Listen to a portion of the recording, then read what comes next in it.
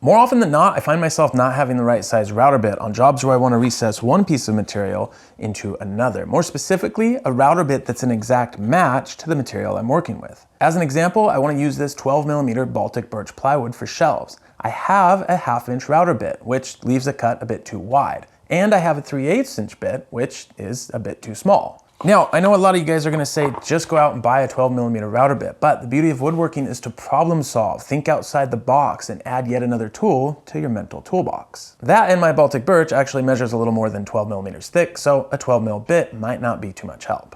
So today I wanna show you guys a neat little trick that I just figured out, and if you use your imagination a little, I bet you can think of a few different situations where this might just be super beneficial.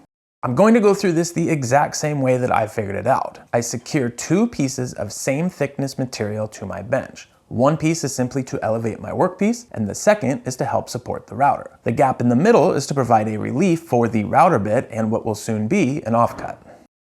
This next piece is the material that I'm going to make a small offcut with. In my testing, I found that a narrow piece of quality plywood works well for this. I position the router so the bit will be taking a small amount off the end, like just enough to flush it up. Then I place the material that I want to recess between the router and a square, and I clamp the whole thing down. The square will act as an edge guide and also keep my parts square and true.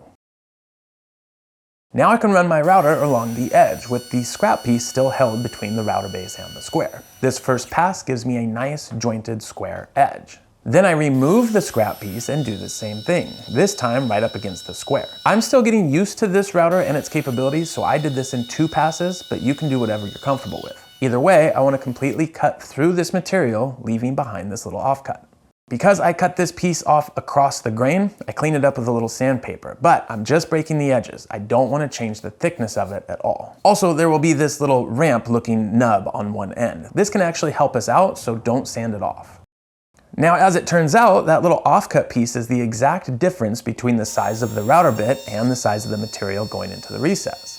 So all we need to do is set the router up where we want to make the first pass, clamp down a guide and make a pass. Then stick the spacer that we just made between the guide and the router and make a second pass. And that little ramp looking part, that will sort of hook onto the router base as you drive the router along, so you don't have to worry about it slipping away and having the router go offline. Now, as usual, this takes way longer to explain than just to actually do. And even with taking a couple passes, these took very little time to make. What I like about this is I don't have to make another jig crowding up the shop. I don't have to have a guide bushing set. I also cut my layout time in half because I only need to lay out 1 line per recess. And of course, my favorite part, I don't have to measure and transfer anything. I just need the part that's going into the recess. I've tried this with a few different bits and situations to test the repeatability, and it works great. One thing I'll add as well is that if it's a bit too perfect of a fit, putting a single layer of masking tape on the spacer before you make the second pass will move the router bit out about 4 to 6/1000 of an inch, widening out the recess. I'm sure you guys will think of all kinds of places to use these. That's all I got for you guys today. Thanks so much for watching as always, and we'll see you in the next video.